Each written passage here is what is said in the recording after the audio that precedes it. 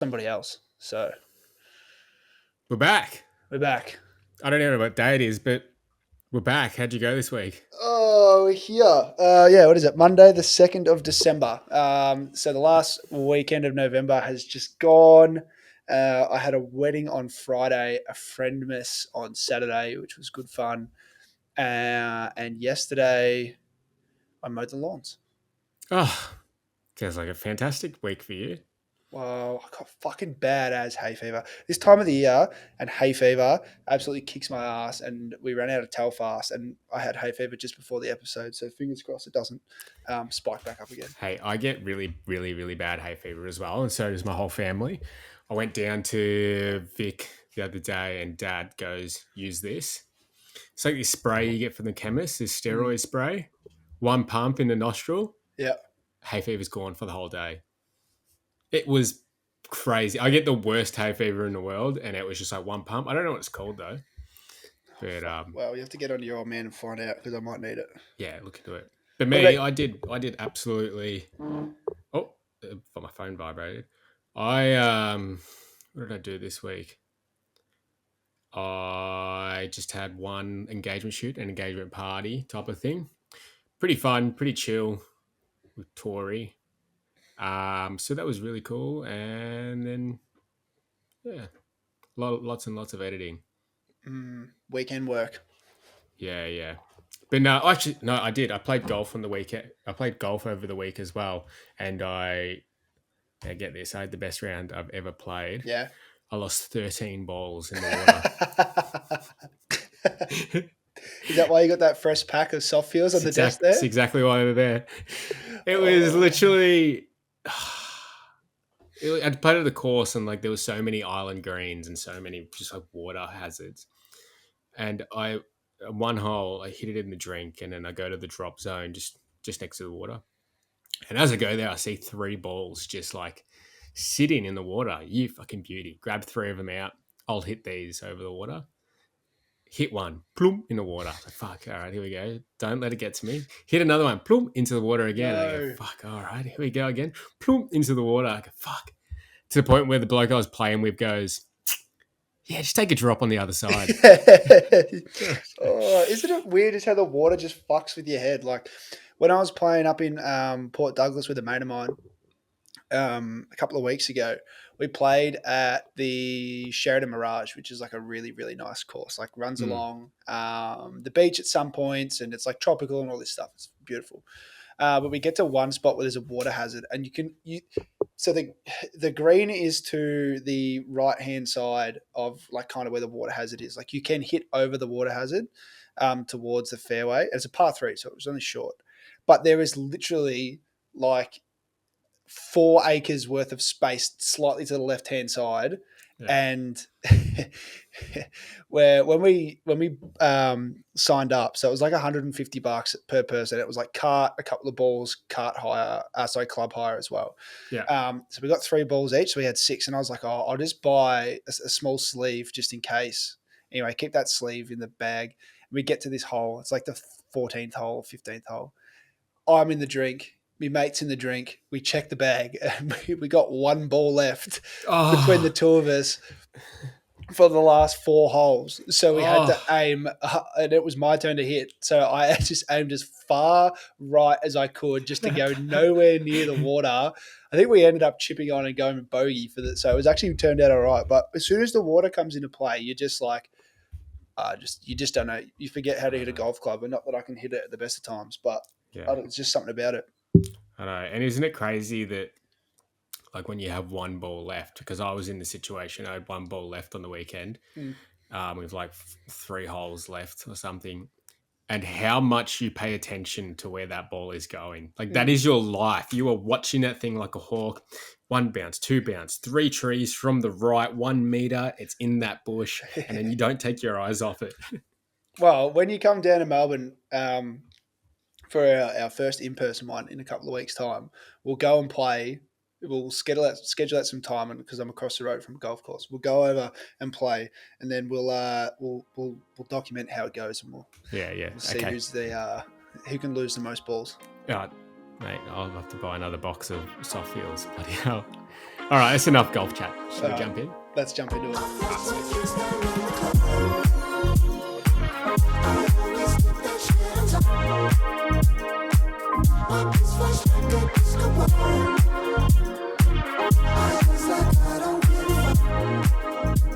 All right, ladies and gentlemen, welcome back to episode 3 of the Burnout and Broke podcast. Thanks for tuning in and listening wherever you listen. We very much appreciate it. So, bit of golf off the top. And if we're going to say off topic, but on topic of us, wanted to sort of chat about it, like bits and pieces that we do away from weddings, and get to know each other a little bit better. Because to be honest, we've only actually met once in person, and that was at a wedding, and I was shooting it, and you were a groomsman. I was attending. You were? Were you a groomsman? Yeah, I was a groomsman. Yeah. Yes, I said I was attending. Yeah. Okay, sorry, my bad. And yeah, other than being pen pals, we actually haven't really talked too much outside of it. So we've already established that we like golf. I think we're probably better wedding videographers and photographers than we are golfers by the sounds of it. But what else are you getting up to outside of work? Me? Mm. Gosh, I don't do anything. I I just it's a crazy thing. I used to like snowboard. I used to surf. I used to do all this stuff so much. I used to take photos, and then as soon as I kind of started my photography business, I stopped doing all those fun things that I used to like, and I kind of just play golf. And and now my hobby that was taking photos is now my job, so I don't have that hobby anymore. Mm. But it's still good. I still like it. I don't hate taking photos, but that's all I do really. I mean, I have a dog named Perry who is right beside me. He is a little English staffy, and I take him for walks. That's my hobby. What about you? What do you do? I actually want to get back to the part that you said when you go from photography and that as a hobby, it turns into a job and it stops. I actually want to come back to that because that's a really good point. I was the exact same. Throughout the year, I play footy, play local footy, play twos, drink booze. It's kind of where I'm at. Just a Uh, mm, classic Resi's footballer build as well. yeah. I used to have a mad dad bod last year. Well, not a mad dad bod, but last year there was a photo taken during preseason, and we have this balcony like at our club. It's multi-tiered, and it's got this huge Must be nice. balcony. It is. It's very nice. We're very lucky. Um, and we were there was a photo taken by someone posted on the players page, and actually no, the football club page, and we're all in like a line. The coach is talking to us, and I've got my hands. I don't know if they're behind my back or in front of me holding a football, but I'm not standing with great posture. I'm standing slumped Oh over. God. So I look like and I was probably 100 and something kilos at this point. And someone put it up and I had no idea. And then I just get a tag from one of my mates who doesn't play at the club anymore. He's like, good season, mud guts. Good off season, mud guts. I was like, what the fuck is going on here? And I saw the photo. And I was like, oh, they've done me so dirty here. I just Just like, absolutely. oh, it's like How bad is that when you're probably not feeling like your absolute peak physical fitness, and your photo just hits you right in the guts like that? You just, it was so bad. And I look at the photo, I'm like, you fat fuck. Like me to myself, obviously. Um, have you done but anything about it since you've been yeah, going? so I think at that point in time, I was about like 102, 103 kegs, and I'm about 94 now. So Oh, over the last 12 months, I've slimmed down. But even since the season's finished, I think I've dropped 4 or 5 kilos, which normally it goes the other way. But yeah, when you're heavy and you can't run at the best of times, what yeah, are you doing to lose weight? just eat less, Eat less. go to the That's a good gym. one. Yeah, Is it- it's nothing. I tried like dieting and stuff like that, and I actually find wanting to eat the hardest part. Like it's what 12:20 now, and I've had 3 pieces of toast for breakfast. Like that's all I've eaten. Yeah. I'm not. I don't eat till later in the day. I don't know why. I just wake up and don't feel like eating. I don't know if it's because I have a coffee first or something. But yeah, just that, and like obviously footy season's back now. We're 4 weeks into 4 sessions into our 8 sessions, so a bit more cardio, all those bits and pieces. But That's good. I don't Yeah. know if your parents or anyone out there's parents do this sort of thing, but I feel like old people just have a really strange way of like losing weight and dieting. Like when I talk to my parents, they go, they're like, "Oh, we need to lose weight." Like, "How are you losing weight?" And they go, "We just don't eat." I'm like, "What do you mean?" We will eat one thing for the whole day. They'll just starve themselves Well, and I guess just they're not not wrong, eat and but eat, lose all this weight, think they're the absolute kings, and then just put it all straight yeah, back on start eating again. again and put yeah, Yeah. no. They're onto something with the calories in and calories out, but like if you just make yourself malnourished, it's not gonna last very long, is it? Mate, they just, I feel like it's all older people, older generations that they just gonna wrap your head around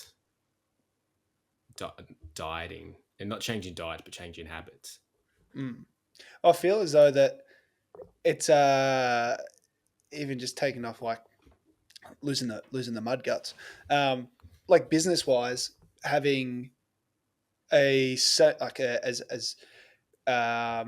consistent and healthy habits and eating and all those sorts of bits and pieces can make a massive difference when it comes to like your business. Like I know if I've like the other week when I had the triple headers worth of weddings, I stocked up on like I made overnight wheat bix breakfast for the days that I was there, and I went and bought like liquid IV to keep hydrated. Oh, Tried to eat as best that I could throughout those 3 days to make sure I could get through it. But then even that's just why like you're day to feeling so bloody good.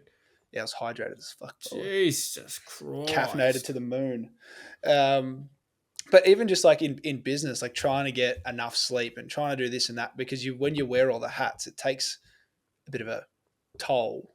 And I feel as though like the last week and a half, I probably haven't really looked after myself properly. When Rach has night shifts, I tend to just spend time in the office and stay up really late and don't look after myself because I don't see her. So I'm just like, well, I just need to do whatever I need to do to kind of get the days done and get work done. As opposed to when we're both like cooking and cleaning up and going for walks and training's back on, like I'll actually take care of myself. But I feel the difference, like that when you mentioned in the other episode about being when you feel the nourishment on a wedding day when you're Oh absolutely yeah. fucking gassed. I feel like it's the same from day to day. Like if you just put shit fuel in yourself, you'll just feel like crap, and then it can show in like not posting consistently, not doing the things you need to do, like not getting galleries out or videos out, or it just yeah shoots you in the foot pretty quick. What are you what are you eating on like a wedding day? Because I struggle with this so hard on like I'll have brekkie in the morning and then maybe have like a couple handfuls of Red Rock Deli chips and then have the dinner in the afternoon. Like Mm. I need to refuel myself better. Like what are you doing? Well, I did that. So there was the last that triple header was the first time I'd like prepped and made breakfast, and it's purely because I didn't know what time I was going to be getting home from these weddings. So if I had like a big sleep in the morning, I could just quickly eat, pack my shit, and leave. So I had overnight wheat bix. For those three, the liquid IVs were the first time I'd had those on wedding days. I felt Yeah. they were. I didn't feel as dehydrated. Like they say, put in like 500 ml of water, and I was putting in like 1.5 liter bottle of water or something.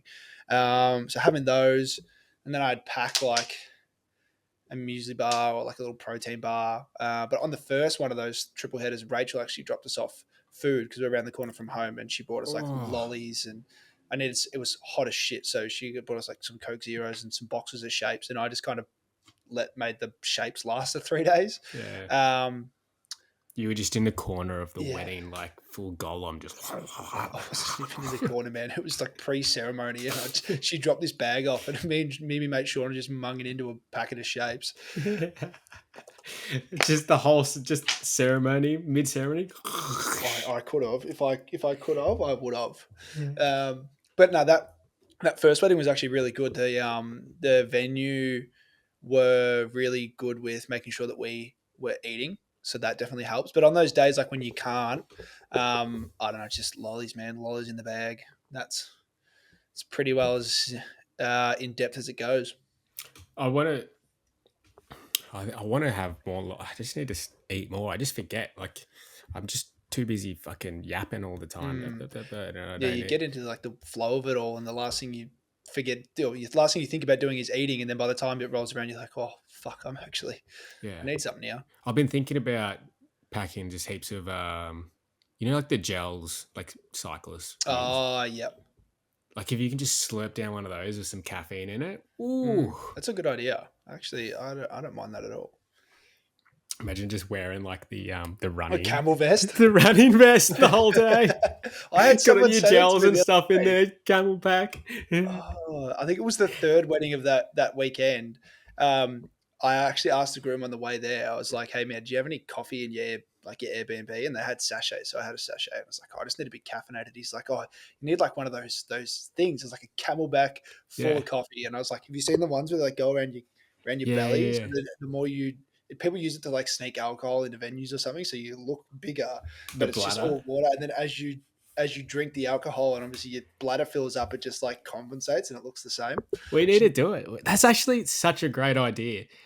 Surely people do that. just rock Like, up to a wedding in like pit vipers, like full running outfit, camelback with water, like a runner's cap on. what are you talking about, mate? It's a big day. I need Yeah, it's a marathon, not a sprint. That's what they say. it. every time, Oh, every Christmas morning. Don't go too quick, boys. mm. Marathon. You seen that meme? My favorite Christmas this time of year was when my favorite memes come out. So there's three that I have. There is the girl in like Times Square, whatever it is in New York, and she's like, Merry Christmas, Mary Chrysler, and she's like at the tree and she's with random people. Have you not seen that meme? I haven't seen it. Oh fuck man, it's iconic. It's like from Vine. I haven't seen it. Oh, the second one is the back of the Christmas tree versus the front of the Christmas tree, and it's got Jason what's his name? The dude from Mama. Aquaman. Yeah, Jason Momoa as like the front of the Christmas tree, and the back of the Christmas tree is like um, the guy from 51st Dates. You know, the crazy dude with the Yeah, eye yeah, and yeah. stuff. And yeah, he looks like a Wish version of him. Hey, yeah, that's a good one. I haven't seen it, but it sounds funny. It is. And then the third one is those guys that are just like brothers that are absolutely maggoted. He's like Christmas at Nana's, and he's like throwing up everywhere. I haven't seen it. Oh You love your fuck! you love your memes. You're the Oh, one to all the people there. Riley's been the one who's been charging these memes. He's just gonna been making them flat. Send it to me, and I look at it, and I'm just like, doesn't get me. And then the next one sends me, I'm like, that's funny. He actually did one the other night that was really funny. The one that you just well, the posted, whole what the was whole it? vendor, the whole crew rocks up or something like that Yeah, yeah, for the yeah. same wedding, and it's like Kevin Hart and that other guy. I can't remember his name, but yeah, Drewski, Kevin Hart, yeah, Drewski, yeah, and yeah, yeah, Kai Cenat. yeah. Yeah, yeah, Oh, shit. yeah. Um, Going back to what we mentioned before about when you start, you like photography used to be a hobby, and then it turns into your business and like completely cutting it off. Like at what point did you start to go like, oh, I don't want to fucking do this unless someone pays me for it? I don't do that. I don't do it yet. Like I shoot for free all the time.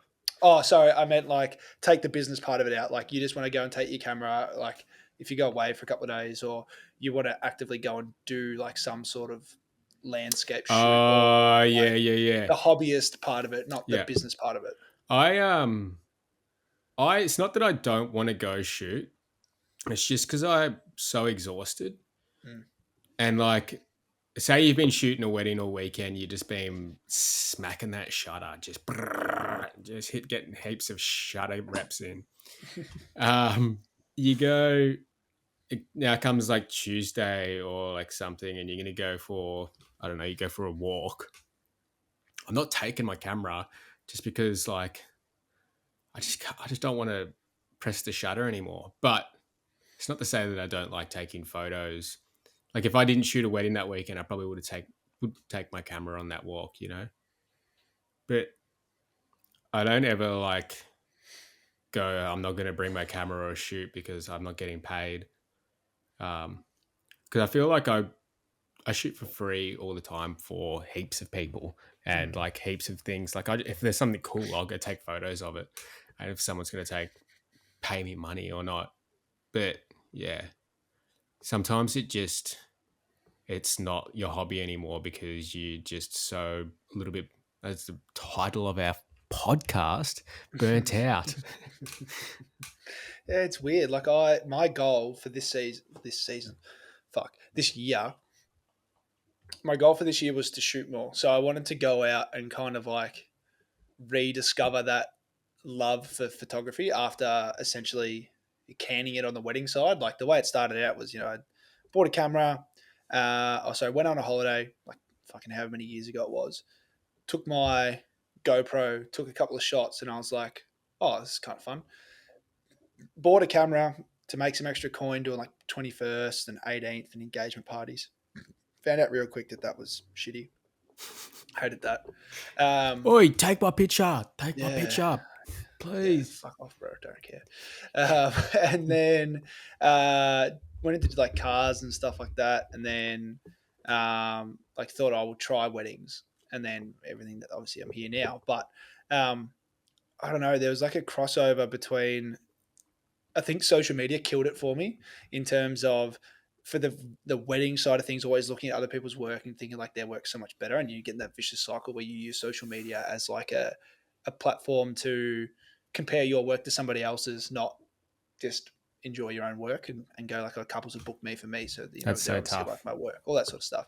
Um, and then basically cutting off the photography and me not doing it anymore, besides the jobs that I have left booked in. But then I was just like, this year, okay, I want to make the effort to go and shoot more. So I went for a shoot in January, like caught up with a mate. We went and took some shots, shot in New Zealand, and maybe one other time, and that's it. I haven't done anything else. I haven't I've wanted to, and every time I get an idea to do it, it just kind of like just evaporates, You and know it's what's just really back good to for that? work. I always do you know who North Borders is? Yeah, I watch his stuff all the time. Mike Yeah. G. He has these photo competitions and I enter them all the time and it's Mm, so fun to just do something for fun. mm. Like he did one, like his first one he ever did. Um, we did it, didn't expect anything of it. I think we little cheeky brag. We came equal first and then we came second. Sheesh. Jesus. What'd you win? It was for first place was a camera, like a A7R5. Oh, bullshit. And I came equal first, and then the guy who beat me had like 15K followers to my 300. And Oh, so Mike did you dirty and fucking yeah, gave it to the dude with more well, followers. you had to vote. You had to vote for what photo you thought was best for your Ah, community. Had to vote. Hey, okay, my so stop. community is mum and dad. Yeah, okay. So it wasn't Mike's fault. Old man just had you covered on the Yeah, he followers. just had me covered. But we enter those all the time, and they're so fun just to like get creative, no expectation, do whatever the hell you want to do. Like they had one recently, like motor, Mm. like cars or whatever it is. He's got a new one. I watched his latest video. He's got another competition out at the Movement moment. one, the movement one. Oh, I didn't know what it was. I just knew he had another one. Yeah, can't wait for it. Like, and they're so refreshing, and I feel like the what I'm trying to get at is to get over burnout. I do stuff that I want to do. Mm. Like I do stuff that fills me creatively or really like gets me going and like motivates me Yeah. rather than sitting down and editing 100 family photos. I think that's the approach I want to take to next year. But like I get this like inner urge, and it's to like for a backstory. I was with like a month ago, like I didn't even know if I was going to keep doing weddings past the end of this year. Like I was so close to just binning it and throwing in the towel. There's a lot of shit going wrong outside of the business, and I wasn't loving it. I was actually at a wedding. I won't say which wedding it was, but I was at a wedding and I was just having a break, and I ended up Do calling it. my hey. I said, do it. I was at a wedding and I was just like, I called my wife and I was like I think I'm fucking done. Like I don't know if I want to do this. And it wasn't that there was nothing wrong with the wedding day. The people were lovely. The conditions were perfect. I just wasn't feeling it. and then I ended up finishing like setting off my first three films for the season, and got like great reviews from the couples and stuff. And I was like, and I felt like I had so much more to give with the videos that were being put together. Like I still had so much more to go. So I was like, oh fuck it, like I'll keep going. And I'm glad that I have, because um, it's been really good so far. But the point I'm Hey, getting we to, wouldn't be here if you stopped. that's true. That is true. But the point I'm getting to is like doing things outside of the job that is still related to the job. So like this podcast, I get excited to do this because it's about work, but we can vent. It's like it's not for a couple, it's for us. Yeah. And then when it comes to shooting, like we talked that off air the other day, I want to do more of like adventure elopements or adventure kind of weddings, or weddings in unique settings, like or locations or circumstances, all those sorts of bits and pieces. So I think my goal is, and I actually spoke to, going back fucking however long, spoke to a bloke named Marcel Vanderhorst. I'm sorry, Marcel, I hope I fucking pronounced your name correctly. And I told him about this idea that I was telling you about, and he's like, well, maybe you just got to go and do it. Like sometimes there's not an industry, there's not a niche there until the niche is created. And I feel like that niche is big overseas, but I don't feel like it's huge here.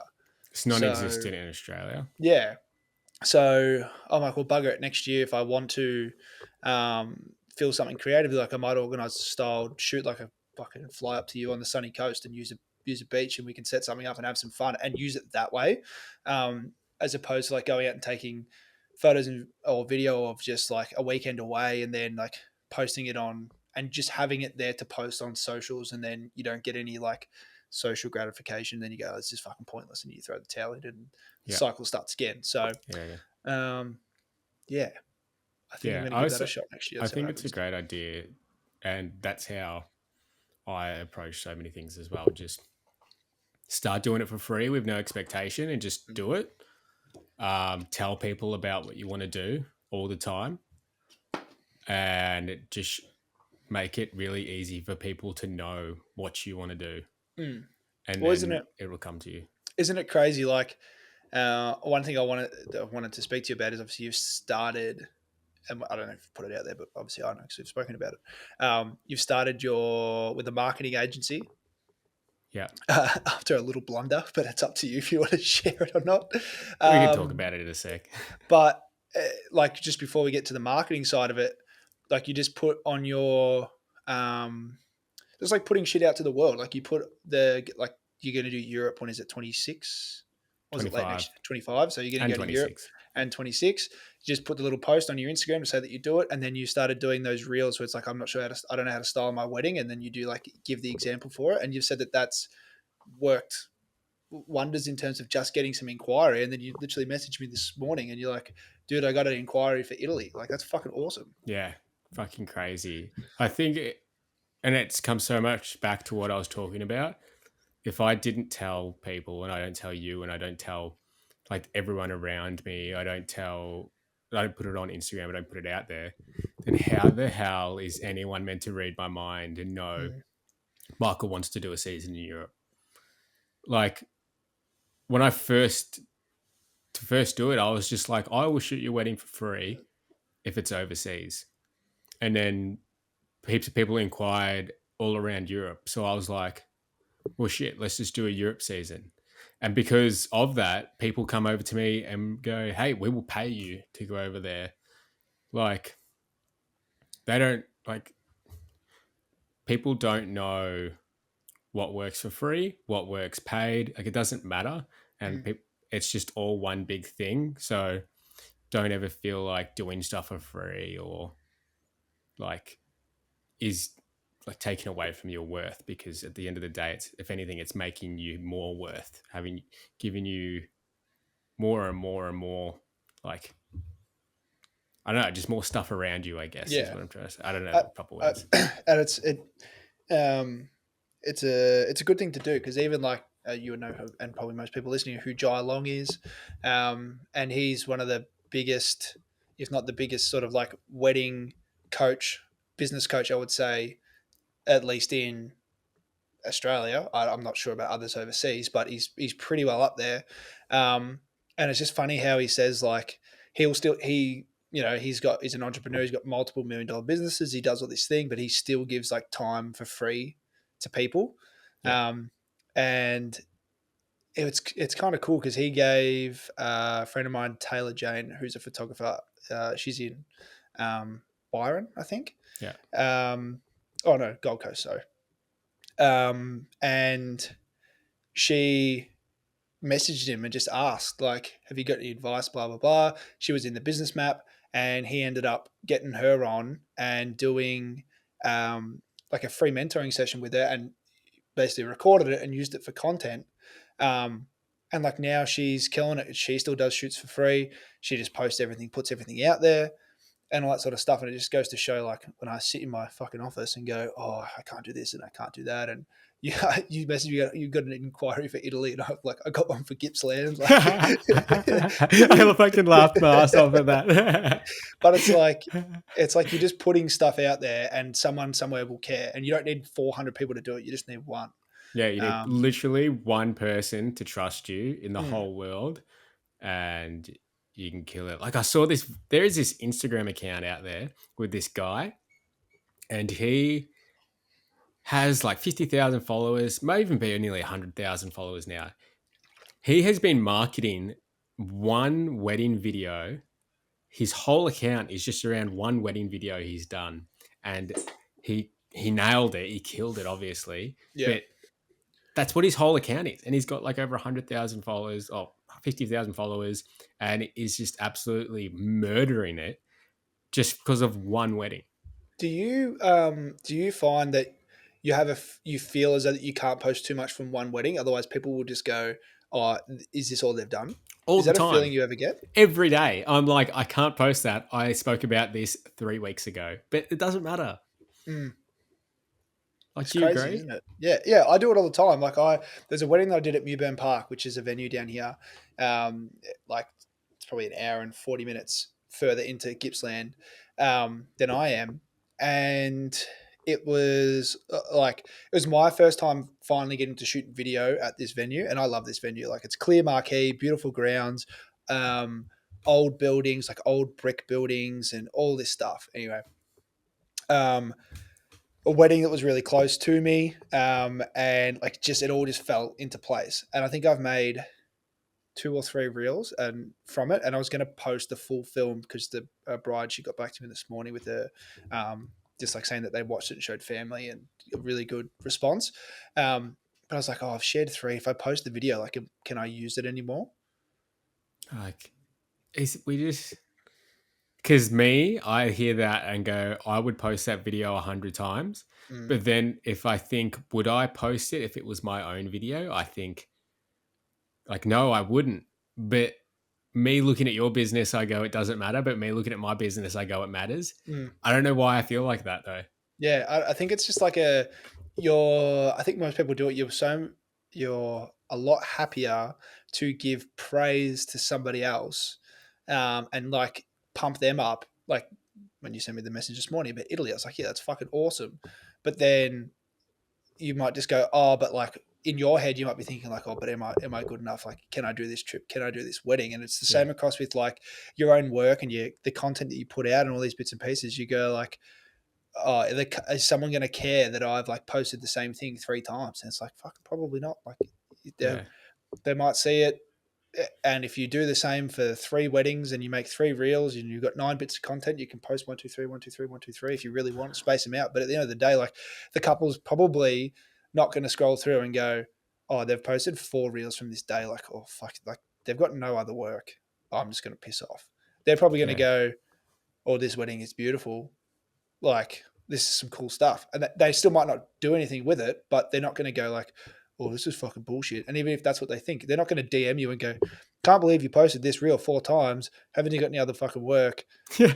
Like, go and do something. That's exactly what I think they'll say though. In my head, Yeah. like, I'm like, fuck. Everyone's gonna think that I've only ever shot this one wedding and Mm. all the other ones suck. That's Yeah. that's what's in my head. But you're so right. It doesn't matter. But I'm still not gonna do it. But you know what the stupid thing is? Like, I posted like the 3 reels that I posted from this wedding have, I don't get a lot of views, but in terms of comments, likes, and shares, have probably got the most out of all of the stuff that I've ever posted. Yeah. So it's like, And that's what this guy leans on. Like the first thing he posted of this wedding, I think it got to like 15 million views. This first mm, video he posted, bloke has just been going straight back to the well. Like, one second, my dog is itching itself. Like he's just been constantly going back to this one video because he knows it works. Probably gets mm, him clients every time he posts it. yeah, So he just posts it again and again and again. I got to find this guy's profile because we all need to take a leaf out of this guy's book. yeah, 100%. And for those listening, and we can take some of our own advice. Just fucking post your work. Who cares how many times you post from it? Just get it out there, because the more content these days sometimes isn't even about how good it is, it's just volume. Cool. Yeah, so you Yeah, find the guy's so socials. this is the guy's page. His name is White Arc Weddings. He has 103,000 followers on Instagram. I'll look as well. I'll send it to you. And he just constantly posts the exact same wedding, and it's a beautiful wedding, and it was shot incredibly. But bloke just constantly gets 15 mil to like 1 million on post about the wedding. I'm watching some of it. So it's actually all, like, majority of the time it's all just the same wedding. Yes, the wedding with the girl with the red hair. Bro's got, like, looks like he's got old money. He's got style. I'll give him Yeah. that. Oh, he's an incredible filmmaker, but Oh, I meant his clothes. like 188 posts, and I reckon 150 of them are of this one wedding that he's just nailed. So did he get, like, a content creator to follow him around or something, or Not too sure. is he taking all these iPhone clips as well? No, someone videoing him. Yeah, it's amazing shots though. Yeah, and most of the videos are literally just him videoing his laptop. How crazy that is. Yeah, Needs to be studied. needs to be studied. See, But anyway, that's kind of shit I want to do next year. More content around what I'm doing, and just like really focus on the filmmaking side of things. But yeah, post your shit. yeah. Post your shit. I need to actually take a leaf out of his book because I haven't posted a single one of the weddings I've shot this wedding season. What are you using for your BTS? My like POV stuff or my like just video of the day. POV. I was actually talking about this to a friend of mine who's staying with us for a little bit. I was talking about manifestation to them. Mm-hmm. This is a long-winded answer to your question. Cool. And anyway, and then I said that I wanted to do these 3 things before the end of the year and like build my Instagram around it. And one was inspiration and like leaning into having good taste and leaning into knowing what looks good. And that was with the inspiration and the wedding things that we've been doing. Second one was POVs, doing POVs, and the last one was podcasts.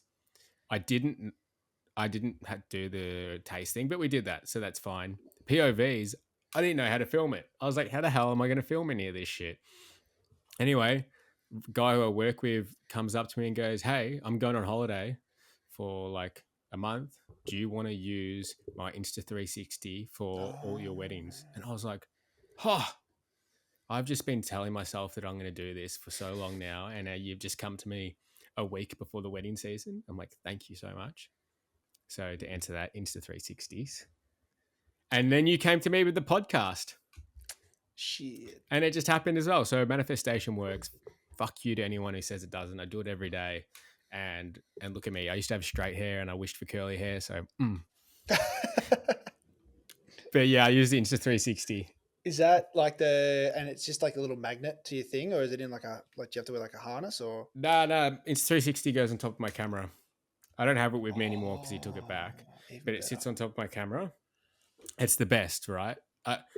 The glasses, maybe the Ray-Ban glasses are good as Yeah, I have well. looked into I those. really want to get those, but this Insta360, I can take a shot here, right? Mm, Because I got two cameras. If I drop this to my side, this is still recording and it records 360. mm, So I can just change the angle to be like a hip cam. You know what yeah. I mean? And it still like records conversations and all this stuff. So it's really, really good. Way better than a GoPro. I have used a GoPro as well. Sucks. Mm. Um, but the Ray-Ban glasses look as good as the Insta360, but I don't think you can. I don't think it has a good charge time. And it's only 1 minute record max. Yeah, you've got to Well, nail it. And with the Insta360, I literally click that thing, and like 2 hours later, I'll remember that it's still recording and be like, "Oh shit!" well, you know what I do? It's Cyber Monday today. I think when we get off, I think we're gonna go and buy one. Get one; it will change your life. It's the best. Next day delivery, Amazon, you beauty. Yeah, Should we get into some topics real quick before we finish yeah, up? yeah, yeah. Topic number one. We're gonna say that. You can say that. Okay. Good evening, ladies and gentlemen. Welcome to the topic section of the podcast. Topic number one is how long are you allowing for like. Wait. Let me start again. Fuck I it from the start.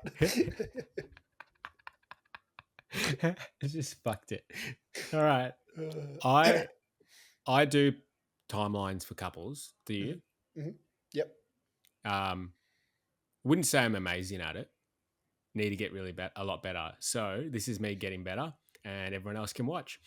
How long are you allowing for getting ready, family photos, and couples photos? On an 8 hour day. Let's just say classic 10-hour day.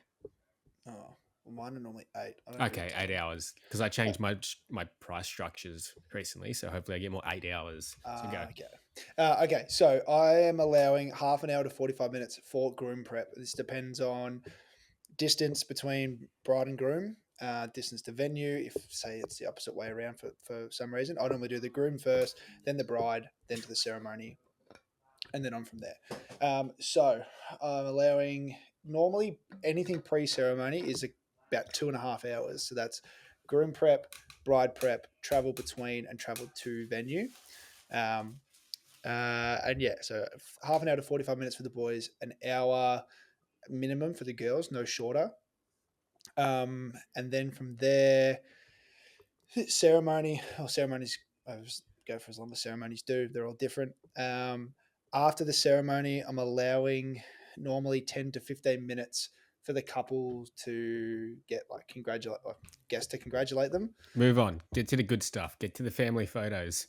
Or I don't do family photos anymore. Oh yeah, you did a video. Yeah. Fuck.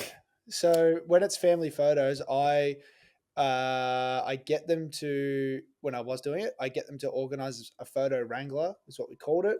Wow, that's Preferably, so fucking good. preferably two, You don't one have to from do. each side of the family. Then you get the list, and then essentially it's like it would tell the celebrant after the ceremony if we've picked the ceremony, if we picked the family photo spot, but if we haven't, just say tell the celebrant to say, and once the ceremony concludes, immediate family hang around for family photos. Everybody else like go and enjoy canapes. Vamos. But that's why I allow the 10 to 15 minutes after the ceremony for guests to come and congratulate them, because otherwise, when you try and do the family photos, guests will fucking go, oh, just really quickly, I just want to say that. Congrats. No shit, they're Excuse going to see me. you Oh, later. sorry. Yeah, Just. we're not running on a fucking schedule here, lady, but that's okay. We don't have literally a minute 30 per person. Yeah.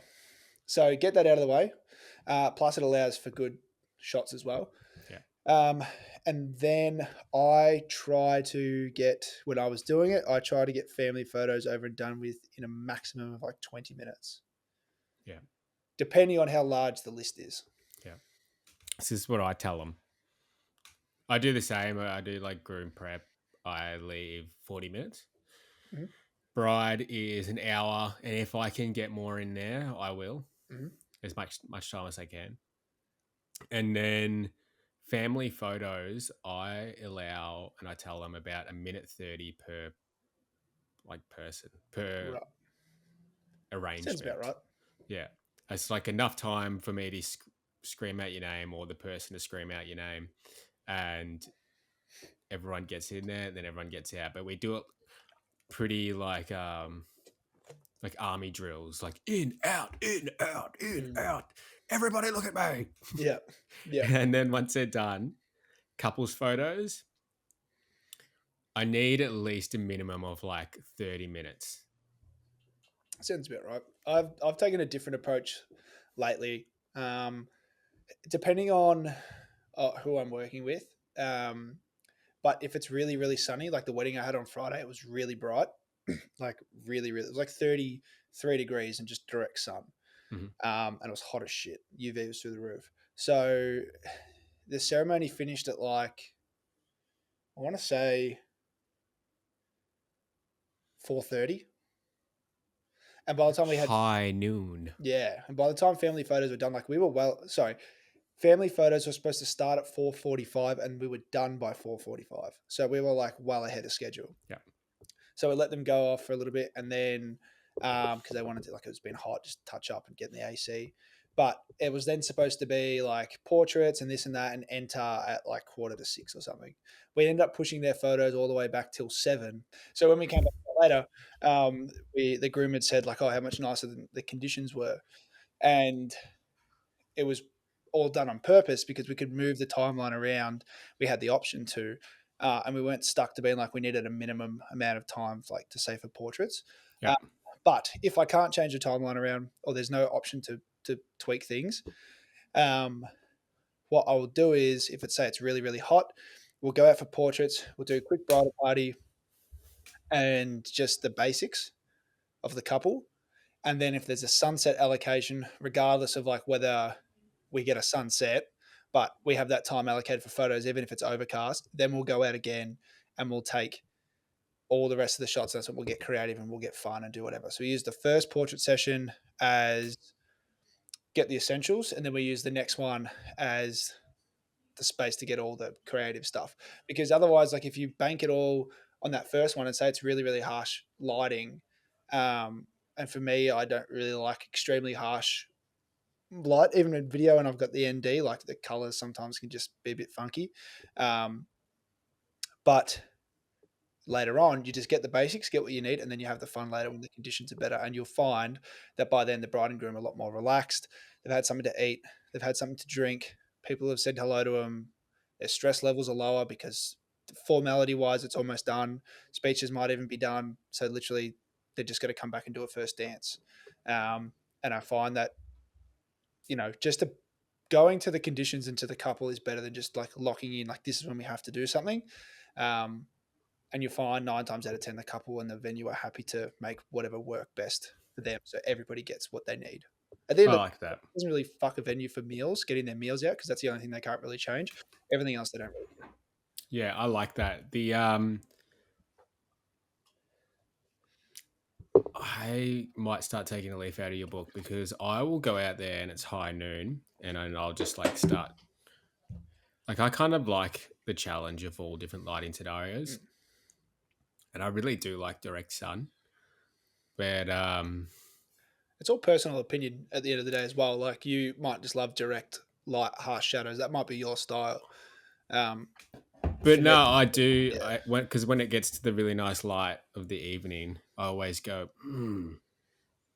I'd love to go out there and take some photos right now. Mm. The reason why I do it that way as well is when you get the basic shots that you need, when you go out to that good light, you don't have to start with that. You don't have to work into the groove. You kind of know that you've got like the mantelpiece shots and all the bridal party stuff, and for video, like the shots of them walking or looking at each other, like just the stuff that you need for a basic portrait Mm, session to like make a film. yeah. But once Oh yeah, because you you're doing video. Yeah, yeah. Yeah, so once I've got all of that, I can go straight into running and lifts and creative with the posing and all those things. I don't have to essentially warm myself into it or make sure like, oh fuck, okay, we've got 20 minutes to use this light, regardless if it's a perfect sunset or if it's a little bit overcast. Now I've got to get all of that, and then I've got to get the cool shots at the same time. Like, I've already kind of got the basics beforehand, and now I can just go straight into having fun, which means for the couple, you can just go, all right, guys, like we're going to be out here for 20 minutes. Let's make the most of it. Let's just get the vibes up. Let's get it going. Chuck some music on. All right, first thing I want you guys to do is walk together, bump hips, pretend like you're walking on piss from the pub. And it starts from there. And they're already like it's straight into the energy, and they've already had their other photos taken before. They've had something to eat. They've had something to drink. They're not stressed. They're more relaxed. They're happy to like kind of, let their hair down a little bit, do the fun stuff. And then at the very, very end, bring the vibe back down. And that's when I go, like, sometimes I'll get them to look, they'll be all giggly and laughing. And I'll be like, all right, guys, like, I want you both just to kind of look at your wedding there. Like, look what you've created. Look at everything you've put together. Look at it all come together. I want you just to take a minute, just be with each other. We're not here. Don't even think about us. Just stare and admire your wedding. And then from there, they start to get a little bit more sentimental because they're like, oh, fuck. Like, look what we've done. Look at all our friends having a good time. Like, look at how the venue looks. Like, look at the sunset. Like, look at this, that, whatever else. And then from there, you can push. I'd normally push into a couple of little bit more intimate shots with a little bit closer. And then bang, we're done. And you're like, you guys are done. You've been fucking awesome. And you do it in a particular way so that it fits the vibe of where they're at and what they're going back into. Do you hear that, ladies and gentlemen? Record that, put it into an audio file, make a PDF, and sell it as a course. Bloody hell. He's just giving you the masterclass on how to get better photos and videos. I actually love that. That's a lot of the things I can see in what we do, but some stuff is we don't do that, and I would love to do that as well. I think it's just half the time it's just like to get whatever you need to get for whatever your style is just to understand like what you need out of it, what the couple wants out of it, and then you kind of just base all of your instructions that you give them, because most couples will ask for direction. You just give that on kind of like the energy that they're giving off or the time of the day or whatever it is. It's more about just being able to read someone's, like to be able to read someone and read the room, not be like, have to. I'm some amazing photographer or videographer or whatever it is. And I have to get all these extremely fancy, elegant shots. Like if the couple kind of aren't in the mood for it, you can still get it, but you're going to have to work it a bit more, as opposed to just being like, they're in a fun mood. Like, fuck it, let's just have some fun. Yeah. And then we'll tailor the energy down after. They're like little kids. You let them run around and burn some energy off. And then you go, do you want to go and do this now? It's nice and quiet. You want to sit on the bed and read and look at your iPad? And same deal. Do you want me to get you a drink? Yeah, okay. 100%. You just kind of like bring the energy up. And then as it's coming to an end, you slow it back down. So there you go. That's my little bit of advice on how I run portrait sessions and all these other bits and pieces. I had to say it this way because the fucking camera keeps overheating and it's really shitting me. So that's how I'm finishing off that segment. And I apologize, it makes no fucking sense. But we will get this sorted eventually. We're going to take a break before the next episode and we're going to cool down the camera. All right, sweet. Whatever you just said in that last bit was the most insightful. It was gold. I'm actually thinking of making a course out of it. If anyone on here uses a Sony a7 IV to stream for whatever reason, can you please message me and tell me what my settings should be so that this fucking camera stops overheating, because it's really shitting me. I figured it out last time, and maybe I will. I figured it out last time, told you, because yours was overheating. Now yours doesn't overheat, and mine does. So I don't know. Sony, sort your shit out. It's just not on, is it? No, it's not. But in saying that, thank you for listening. I hope you've enjoyed the rant and the ramble. Trying to get us to know us a little bit better. Trying to change the intro up. So I hope you like it. But thank you for listening. It means the world to us for everyone that shows interest. So if you could, if you got any questions or any topics, please just shoot us a DM or an email. And we'll do our best to include it in the show. Michael, any last bits and pieces from you before we let this fucking camera cool down so we can go again? Nothing at all. Go well, everyone. Go well. Go well, my friends. All right. Not fast, go well. I don't know what that means. We'll be back when the camera doesn't overheat. So, bye. Hey guys, it's Rhiley here. Hey guys, it's Michael here. Thanks for listening to the podcast. If you want to check us out on Instagram, you can find us at Burnt Out and Broke, at Burnt Out and Broke on Instagram, at Burnt Out and Broke on YouTube, and all the social pipes that you get your podcast from. If you would like to also send us an email, if you have any info, you can send it burntoutbroke@gmail.com. That's burntoutbroke@gmail.com. Also, in the show notes, we have linked another episode that we think that you would really, really like to listen to. And if this is your first time listening, go back to the start, listen to the first episode, get an understanding of where us two spastics came from. And we appreciate you listening and all your support. Thank you. See ya.